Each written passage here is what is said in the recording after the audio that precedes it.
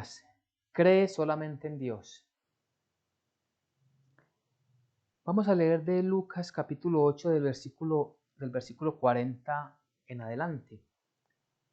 Dice la palabra de Dios. Cuando volvió Jesús, le recibió la multitud con gozo, porque todos le esperaban.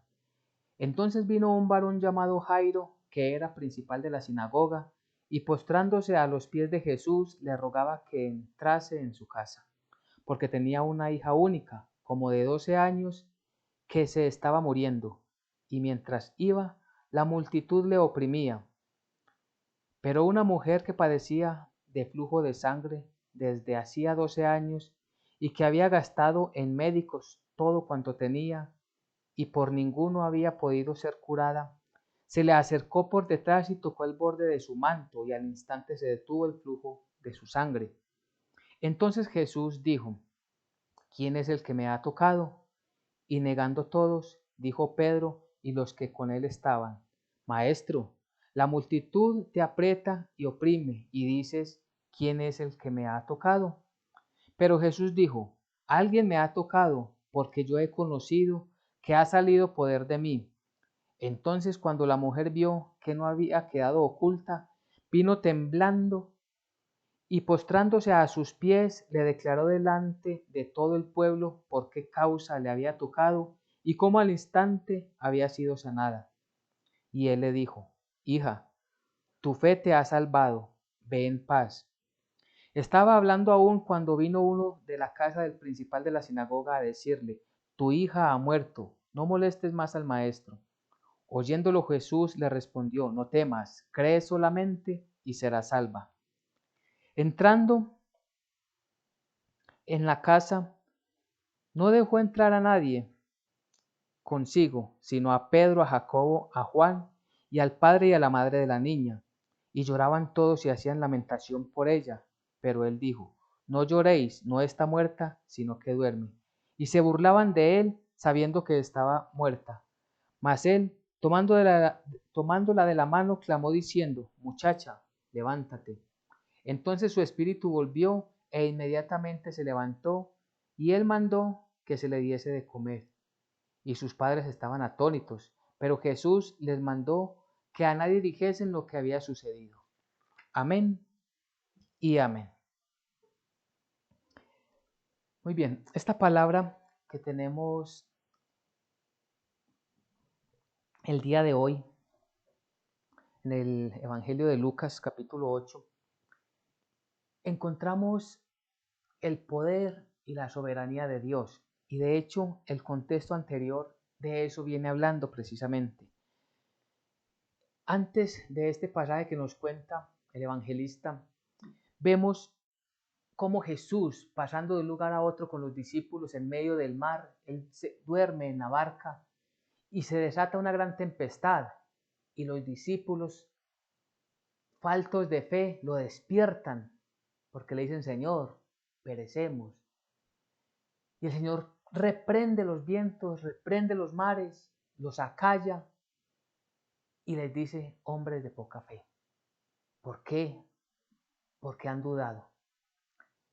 Y ellos reconocen, dice: ¿quién es este que hasta los mares y los vientos le obedecen?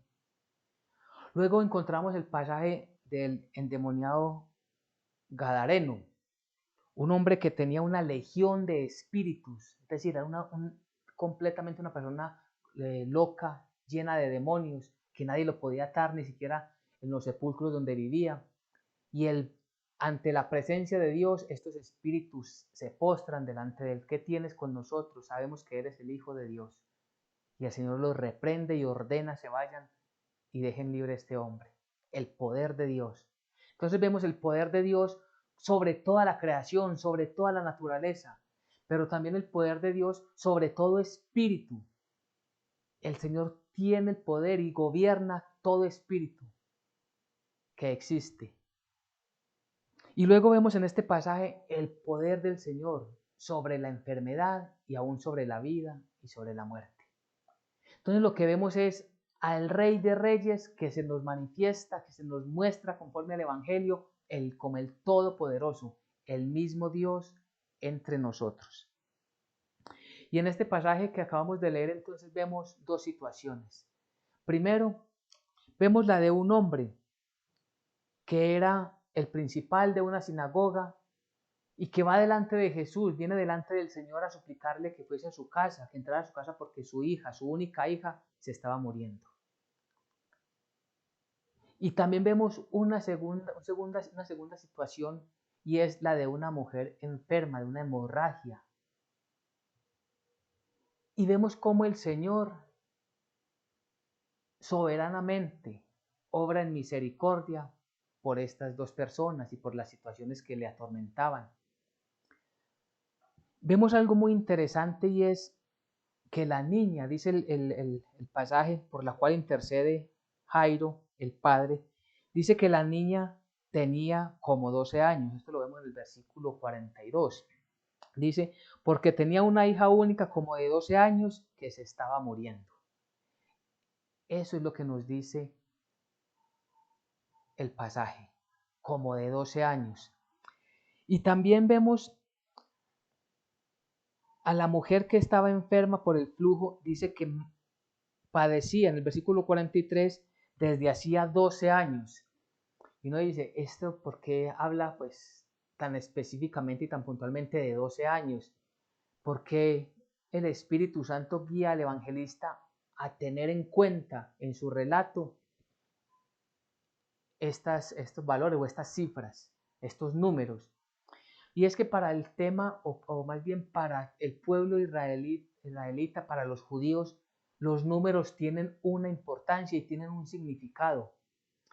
En el caso, por ejemplo, de 12, cuando ellos leen en la Biblia el número 12, saben que se está refiriendo a Israel, que hay un mensaje para Israel, que hay una secuencia que viene desarrollándose en torno a Israel. Y por eso es tan importante esto para los israelitas. Y esto no tiene que ver nada con la numerología, que es una rama del ocultismo, del maligno, que trata de a través de los números adivinar los tiempos o las situaciones. No, esto no tiene que ver nada con eso. Se puede malinterpretar por algunos no creyentes para ganar dinero y llamar gentes, pero nada tiene que ver con esto. Repito, esto tiene mucho más peso para el pueblo judío. Teniendo en cuenta entonces este contexto, vemos cómo en el versículo 40 dice que cuando volvió Jesús, ¿de dónde? Recordemos entonces que él venía de la región de los Gadarenos, donde había librado a un hombre que tenía una legión de espíritus.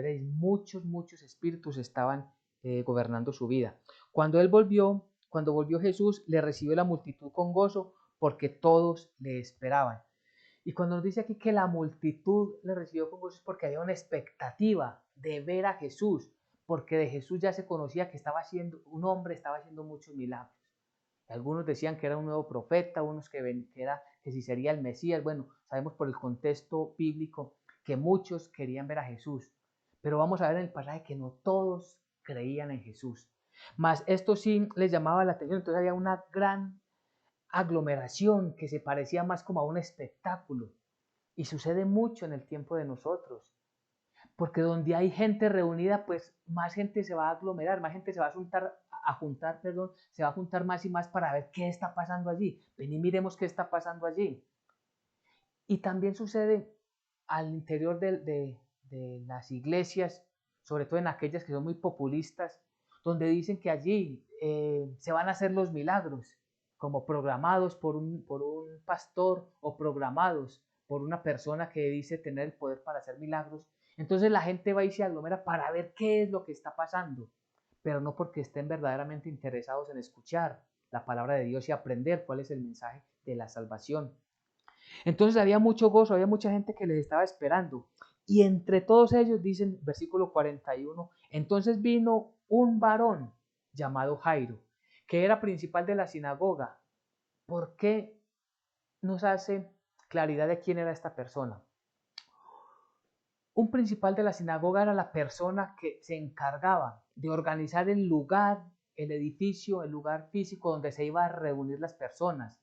Era el encargado de programar todo lo que allí se iba a hacer, y principalmente era el encargado de velar por la enseñanza que allí se iba a dar. Es decir, Él debía de constatar qué era lo que se iba a enseñar, para que no entrara cualquiera a enseñar una filosofía, una doctrina de la cual él no, con la cual él no estuviera de acuerdo. Entonces él era el responsable de hacer esto.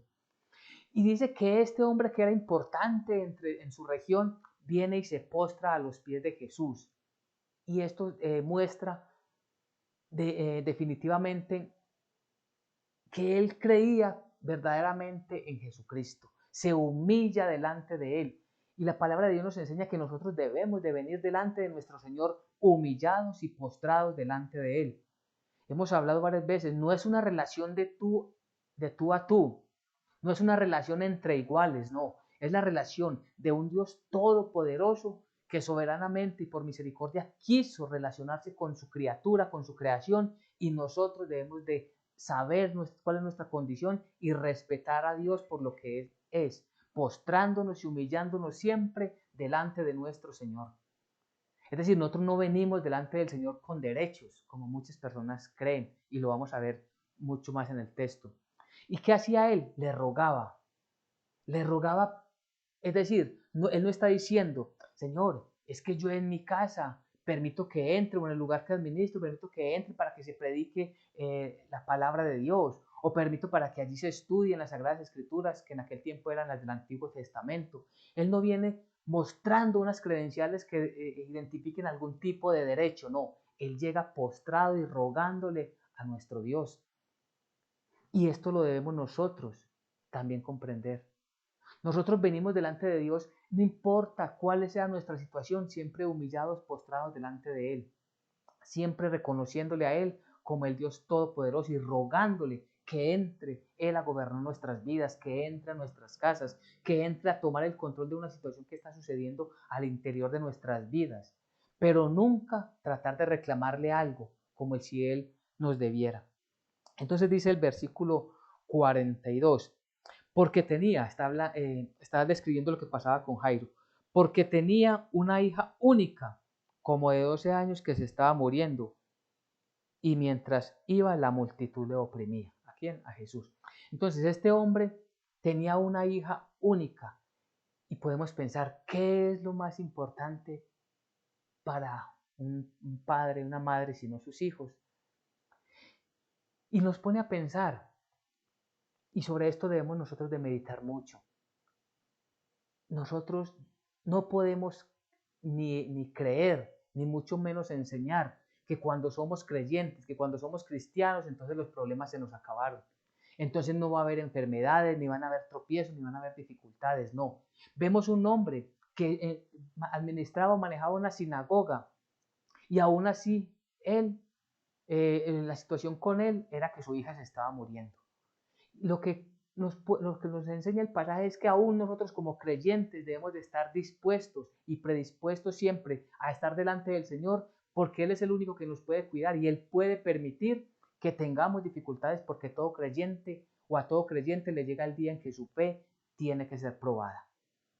Todos somos probados en la fe, unos en mayor estatura, otros en menor estatura, según su condición, porque recordemos que Dios a cada uno le ha dado una medida de fe y sobre esa medida de fe seremos probados.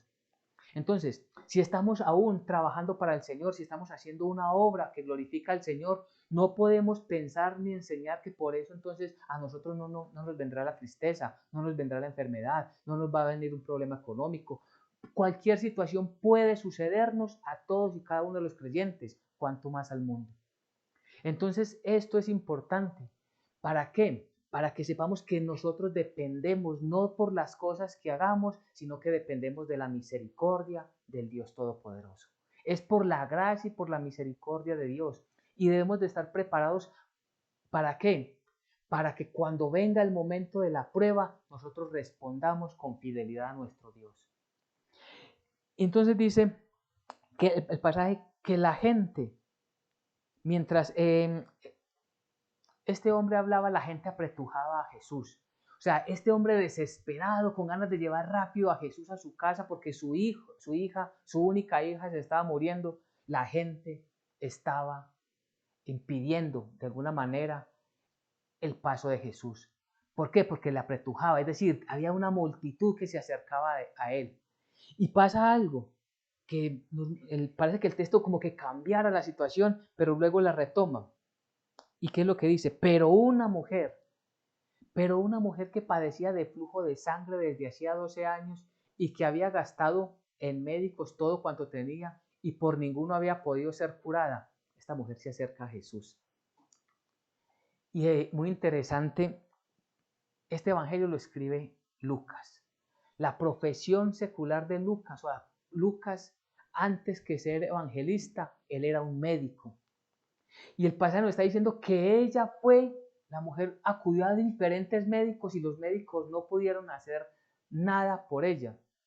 Y podría uno pensar en su naturaleza humana, caída, pues Lucas, para no hacer quedar mal la medicina, pues, ¿por qué no omitió esta parte?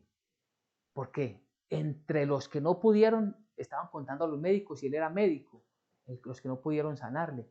Pero precisamente esa es la intención del Espíritu Santo que nos muestra que nosotros, los seres humanos, tenemos un límite, que somos totalmente limitados en nuestras capacidades y lo que tenemos por gracia y misericordia lo hemos recibido. Este mismo pasaje cuando lo narra el evangelista Mateo, Mateo no cuenta, no nos narra acerca de este pasaje, en el sentido de que eh, ella fue donde diferentes médicos a que la curaran y se gastó todo cuanto tenía y ninguno pudo hacer nada por ella. Pero este médico que el Señor lo toma para evangelista hace énfasis en esto. Y repito, esto nos hace pensar y nos debe hacer reflexionar fuertemente en que nosotros en sí mismos no tenemos poder ni capacidades. Es porque Dios nos da y todo lo que nos ha dado es porque Él, por su gracia, nos permite que lo utilicemos para gloria de su santo nombre y para bendecir a otras personas. Para eso son los dones y talentos que el Señor nos da. Pero ninguna persona tiene todos los dones. Unos, si lo ponemos en términos de estos tiempos, unos tienen la habilidad o el talento para la medicina. Entonces son grandes médicos, son grandes enfermeros, son grandes especialistas. Pero hay otros que son muy especialistas en temas jurídicos, para letras y leyes. Entonces ellos son abogados. Y hay otros que son especialistas en el deporte y sobresalen. Pero cada uno tiene su talento y no podemos decir que hay uno que cumple y que tiene todo, excepto Dios. Solamente el soberano Dios de la creación tiene todos los dones y talentos y Él es capaz de hacer todo y todo lo conoce, todo lo sabe, todo lo puede. Entonces, aquí nos muestra que nosotros todos tenemos un límite y si somos conscientes de ese límite, eso nos ayuda a llegar más ligero, más fácilmente postrados a rogarle a nuestro Dios.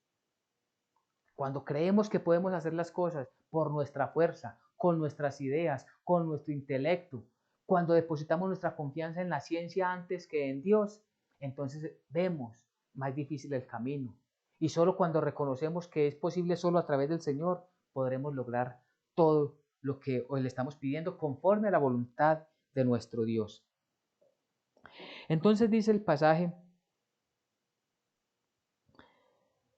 pero una mujer que padecía de flujo de sangre desde hacía 12 años y que había gastado en médicos todo cuanto tenía y ninguno había podido ser curada y por ninguno había podido ser curada, se le acercó por detrás y tocó el borde de su manto y al instante se detuvo el flujo de su sangre. Conociendo el contexto, eh, si conocemos el contexto de los judíos, ¿qué significaba tocar el manto? Aquellas personas que llevan un manto largo, tenían en las esquinas de ese manto unas tiras, permítame la expresión, que sobresalían. Y eso significaba que ellos estaban dispuestos a conocer y obedecer los mandamientos de Dios. Entonces, cuando alguien tocaba una de estas esquinas del manto que llevaba un sacerdote, por ejemplo, ellos lo que estaban diciendo es: yo estoy dispuesto a obedecer a Dios. Es decir, estaban creyéndole a Dios en que sus mandamientos y su palabra era verdad.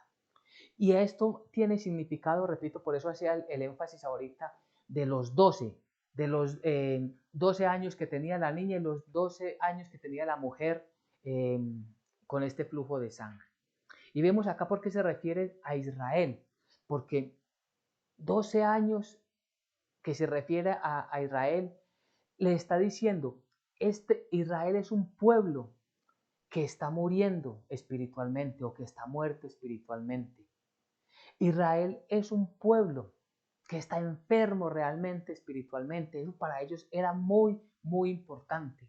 Ese significado para ellos era mucho más entendible que para nosotros. Pues esta mujer viene y toca el manto que llevaba nuestro Señor Jesucristo, como creyendo, verdaderamente demostrando, y de hecho el pasaje nos dice que es por la fe que ella tenía que fue sanada. Entonces dice, entonces dijo Jesús, ¿quién es el que me ha tocado? Y negando todos, dijo Pedro y los que con él estaban, Maestro, la multitud te aprieta y oprime, y dices, ¿quién es el que me ha tocado? Jesús se da cuenta que hay alguien diferente en la multitud. Alguien que no va simplemente, como decimos, a mirar qué está pasando, a mirar un espectáculo, a ser parte de una aglomeración, simplemente que está mirando a ver qué puede coger, como decimos, pescar en río revuelto, a ver qué hay para él. No, es una persona que va a buscar a Jesús siempre con la intención de postrarse delante de él. Y eso es lo que sucede. Ella se postra delante del Señor. Pero Jesús dijo, alguno me ha tocado porque yo he conocido que ha salido de mi poder. Este dice que cuando dice porque yo he conocido es porque Él lo conoce todo. Recordemos que Él es omnisciente. Él tiene la presciencia, es decir, el conocimiento anticipado de las cosas. Y esto que el Señor estaba diciendo ayer, Él ya lo sabía. Pero hay una intención cuando Él lo declara públicamente. Porque pudo haber terminado ahí simplemente. La mujer tocó el manto, fue sanada de su enfermedad y seguir Jesús hacia la casa del principal de la sinagoga, de nombre Jairo. Pero Jesús pone todo a la luz pública. ¿Y por qué? Porque hay una intención allí de que se sepa lo que está sucediendo. Cuando Jesús dice que ha salido poder de mí, versículo 47 entonces dice, entonces cuando la mujer vio que no había quedado oculta, vino temblando y postrándose a sus pies le declaró delante de todo el pueblo por qué causa le había tocado y cómo al instante había sido sanada. El pasaje que es narrado por el evangelista Mateo dice que Jesús pregunta, pero mira fijamente a la mujer. Es decir, la mujer se ve en evidencia, queda en evidencia delante de Jesús que él se había dado cuenta de lo que había sucedido. ¿Y qué es lo que hace ella? Dice que ella temblando y postrándose a sus pies, otra vez postrándose a sus pies. Y es que debemos de tener en cuenta también en el contexto de los judíos. Una mujer que tenía este tipo de enfermedad era socialmente y era declarada como si estuviera sucia, como si estuviera inmunda. Realmente ella no podía entrar al templo con este sangrado y todo lo que ella tocara quedaba igual. Esto lo encontramos, digamos, allí a Levítico, capítulo 15. Allí vamos a encontrar de qué nos habla la palabra de Dios acerca de la enfermedad que esta mujer tenía y el temor que ella tenía. En Levíticos 15, versículo 25, vamos a leer del versículo 25 al 27. Miremos cómo dice la palabra de Dios. Y la mujer, cuando siguiere el flujo de su sangre por muchos días fuera del templo fuera del tiempo de su costumbre, o cuando tuviere flujo de sangre más de su costumbre, todo el tiempo de su flujo será inmunda como en los días de su costumbre. Versículo 26. Toda cama en que durmiere todo el tiempo de su flujo le será como la cama de su costumbre, y todo mueble sobre el que se sentase será inmundo, como la impureza de su costumbre. Versículo 27. Cualquiera que tocare esas cosas será inmundo, y lavará sus vestidos, y asimismo se lavará con agua, y será inmundo hasta la noche. Entonces vemos por qué la mujer tenía miedo, por qué tenía temor y mucho más de ser descubierta públicamente de lo que estaba pasando. Y vemos aquí algo que es una doctrina importantísima. Vemos una enseñanza bíblica, un principio bíblico que es fundamental en nuestra fe, y es que Cristo Jesús se llevó nuestras enfermedades y cargó con todos nuestros pecados. Jesucristo, cuando fue tocado por esta mujer inmunda, él no quedó inmundo, sino que la mujer quedó limpia. Y eso es lo hermoso de la obra que Dios hace en nosotros. Cuando el mismo Señor Jesucristo es el que nos toca, cuando nosotros nos acercamos con una fe verdadera delante de nuestro Señor. Y ella exactamente narra todo lo que ha pasado. Volviendo a Lucas 8, ella narra allí qué fue lo que pasó. Ella se vio descubierta y contó que ella vino delante del Señor por causa de esa enfermedad, que ella se postró delante de Él porque creía que Él era capaz de sanarla. Y dice que cuando lo tocó, quedó totalmente limpia, quedó totalmente sana. ¿Quién puede hacer esto? Solo Dios, solo nuestro Señor.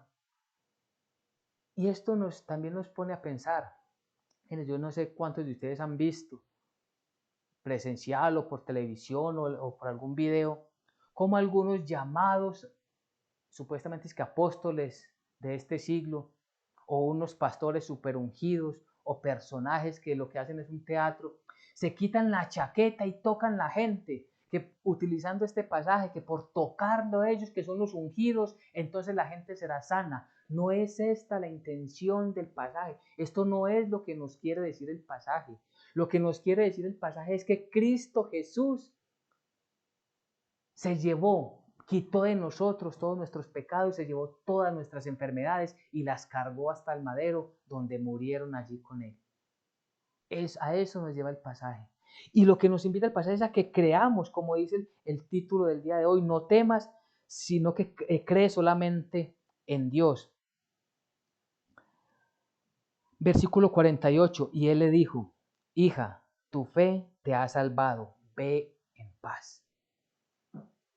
¿Por qué fue esta mujer sanada y por qué fue esta mujer salva? Por fe.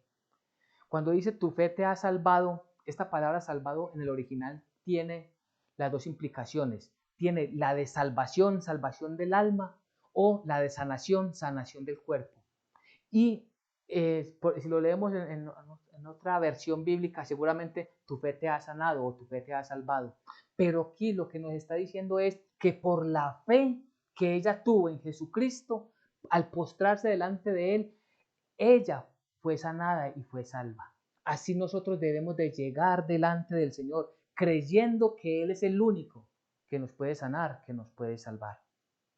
Y es lo mismo que nos narra entonces con Jairo.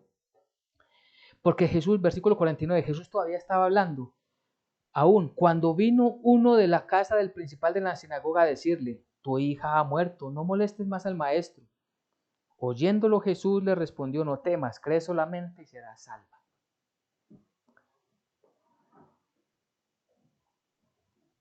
Podemos ver acá en este pasaje, en este versículo, perdón,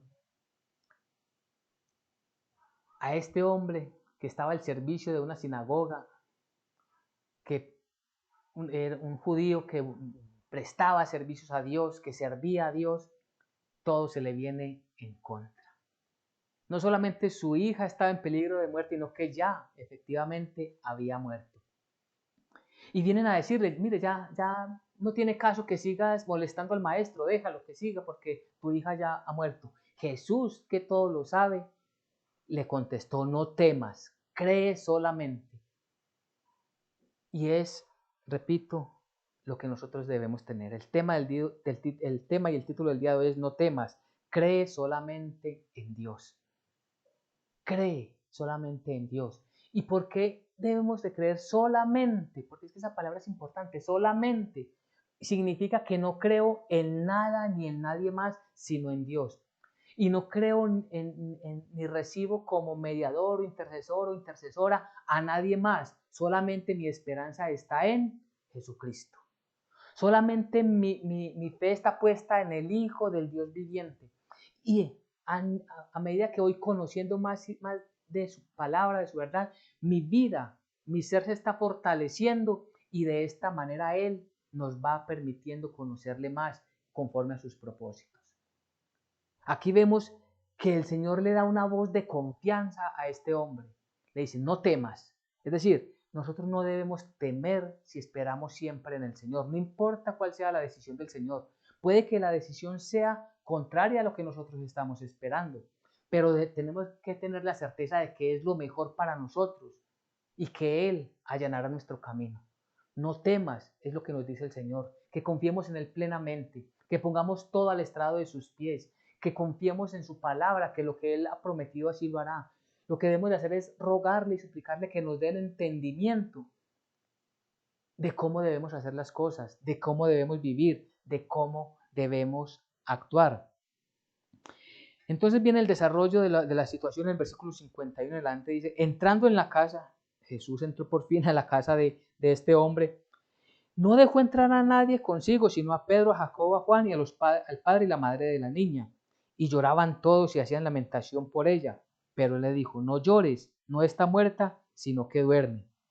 Versículo 53. Y se burlaban de él, sabiendo que estaba muerta.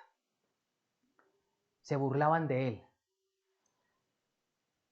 Porque todo lo que Jesús estaba diciendo y todo lo que estaba haciendo es contrario a nuestros pensamientos, contrario a lo que nosotros estimamos que está sucediendo, al valor que nosotros le estamos dando a cada situación. Y nosotros de una vez decimos, ya aquí, hasta aquí llegó esto, hasta aquí, de aquí no se puede hacer nada más, ya con ese dictamen médico ya no hay nada que hacer. Y lo que nos dice el Señor es que Él tiene el poder para cambiar las situaciones. Y con esto no estoy diciendo que si un familiar de nosotros, una persona muy querida de nosotros muere, entonces vamos a ir delante del Señor. Señor, tú tienes el poder y te ruego que la levantes, que la resucites ahora mismo. Porque este poder nos quería demostrar en aquel tiempo que sucedieron quién era el que estaba allí, que era el mismo Señor Jesucristo, el mismo Dios verdadero. Pero el pasaje sí nos muestra en su contexto completo el poder soberano de Dios. Y que Dios, en medio de las dificultades nuestras, para Él son pequeñas, aunque para nosotros sean incalculables, inllevables. Pero el Señor tiene el poder sobre la vida, sobre la muerte, sobre la salud, sobre la enfermedad, sobre la riqueza, sobre la pobreza. El Señor tiene el control y la soberanía de todas las cosas. Es nosotros aprender a llegar delante de Él. Y aunque parezca imposible, siempre confiar en Él y decirle que nos dé la fuerza y la capacidad de entender su propósito. Pero también podemos tomar de acá una aplicación para nuestras vidas y es que hay veces el Señor nos pone a hacer cosas que para el mundo pueden ser ridículas, como enseñar el Evangelio, por ejemplo, allá afuera en la calle, como testificar el nombre de nuestro Dios, como decir delante de todos, yo no lo hago porque es que yo soy cristiano, yo no participo de esto porque mi fe cristiana no me permite, porque creo en la palabra de Dios y a Dios no le gusta hacer eso, o no le gusta que yo haga eso. Son situaciones que nos pueden poder poner en ridículo. Pueden ser situaciones que permitan que la gente se burle de nosotros, pero es que no somos nosotros los importantes. El importante verdaderamente es ¿quién? Dios. Lo importante aquí es que la gloria de Dios. Y sobre esto entonces nosotros debemos de prestar toda, siempre toda nuestra atención. Entonces dice que el pasaje que se burlaban, mas él, versículo 54, mas él tomándola de la mano, clamó diciendo, muchacha, levántate. Entonces el espíritu volvió e inmediatamente se levantó. Y cuando dice que el espíritu se volvió a ella, recordemos, cuando una persona muere, el espíritu vuelve a Dios y el cuerpo a la tierra. Y sabemos entonces que el espíritu que había ido delante de Dios vuelve, porque es el mismo Dios el único que tiene autoridad para hacerlo, permite que esta niña vuelva a tener vida, vuelva a estar en ella la integridad, espíritu, alma y cuerpo. Y entonces es allí donde se manifiesta el poder de Dios. Y cuando ella se levanta, inmediatamente ella se levantó, ¿qué pasó? Él dice, darles de comer. Y viene algo en el versículo 56, y sus padres estaban atónitos, o sea, ellos mismos no podían creer lo que estaba sucediendo. Es decir, Jairo y la esposa de Jairo estaban atónitos. Es decir, Jairo tenía la fe de que Jesús podía sanarle a la niña de la enfermedad. Pero cuando ve ese momento de que Él la resucita, queda atónito, queda sorprendido grandemente. Y Jesús les dice, pero Jesús les mandó que a nadie le dijesen lo que había sucedido. Y uno dice, pero ¿por qué Jesús utiliza esta instrucción, estas palabras de que no cuenten lo que ha sucedido si es evidente, si ya la gente sabía que estaba muerta, que efectivamente ya había sido declarada muerta? Pero lo que está diciendo allí Jesús y la intención del pasaje es que ellos le prestaran atención a la enseñanza de nuestro Señor Jesucristo más que a los mismos milagros. Que esa gran multitud, de esa grande aglomeración que había, le buscaran no por los milagros, porque buscaban algo sorprendente que pasara, algo allí que fuera tan grande que pudieran hablar entre las naciones, entre los pueblos o entre las mismas aldeas. No, él dice, lo que es más importante es que sepan quién está haciendo esto y qué está enseñando este que está entre nosotros. ¿Quién lo está haciendo? Sino el mismo Dios verdadero. Solo Dios tiene poder. No hay otro, solo Dios tiene el poder para la vida y para la muerte, sobre la vida y sobre la muerte. El Señor, el Dios Todopoderoso.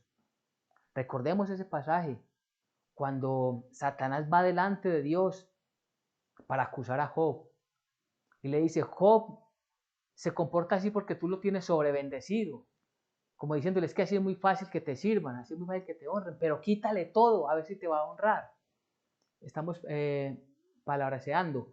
Pero lo que el Señor le dice es, lo que el Señor le dice, ve y quítale todo, pero no toques su vida. Es decir, no tenía autoridad para matar a Job. El diablo no tiene la autoridad, solamente nuestra vida depende del Dios Todopoderoso. Ahora, Él puede permitir que sucedan las cosas, sobre todo si alguien está en desobediencia. Y entonces lo que nos muestra aquí es que la gente de aquel tiempo y nosotros hoy comprendamos en quién tenemos puesta nuestra fe. Si no es únicamente en el Señor Jesucristo, debemos desechar inmediatamente todas esas otras creencias. No hay santos ni santas intercesores, no hay ángeles que nos puedan ayudar, solamente el Dios poderoso es el único que nos puede ayudar. A Él y solo a Él sea la gloria y la honra. Y de esto nos está hablando el pasaje. Y Él nos está diciendo, no teman, confíen en mí, yo estoy con ustedes, yo no los voy a desamparar. Todo esto nos lleva a que confiemos más y más en el Señor. Y podemos ir concluyendo entonces de esta manera. El Dios Todopoderoso, el que nos dio la vida, es el que nos sustenta. El Dios Todopoderoso tiene poder sobre toda enfermedad. A Él entreguémosle nuestra vida. Pero nuevamente, a Él y solamente a Él. No pongamos una parte de nuestra fe en Dios, otra parte de nuestra fe en algún palabrero que diga que tiene poder y que con un riego y con unas oraciones él puede ahuyentar la enfermedad o puede traer la riqueza. No, no podemos fraccionar nuestra fe. O es en el Dios único y verdadero, en el Todopoderoso, exclusivamente, o es en los dioses falsos. Pero Dios no comparte su gloria con nadie. Por eso es que sucede mucho. Cuando una persona va a donde y hace caso a cualquier filosofía, le cree a todo mundo, entonces cuando es el tiempo de estar en medio de los cristianos, pues dice, sí, es que yo creo en Jesucristo, creo en el Señor, pero cuando está en la mundacidad le cree a una cábala, le cree a un agüero, le cree a cuanta fetichería hay. Cuando sucede algo en beneficio de su persona, puede ser una sanación, una provisión material, ¿a quién le da la gloria? Entonces le dice, ah, no, gracias a Dios, ah, no, gracias a este que me ayudó, ah, gracias a la intercesión de yo no sé quién. Miren, no, la gloria es exclusiva y solamente de Dios, en ningún hombre, mucho menos en nosotros, solamente en el Dios Todopoderoso. Esta mujer fue sana del flujo de sangre porque le creyó a Jesucristo. creyó que él era el portador de la palabra de Dios, de la verdad, y que él podía sanarla y podía salvarla. Jairo le creyó a él, aun cuando le dijeron su hija está muerta, y el Señor le dijo, no temas, pues él siguió adelante, porque él pudo haber rehusado. No, Señor, pues no temas que si ya se murió. No, él sigue adelante y nosotros tenemos que seguir adelante con la palabra de instrucción que el Señor nos da. Así que recordemos, no temas, cree solamente en Dios. Amén y amén.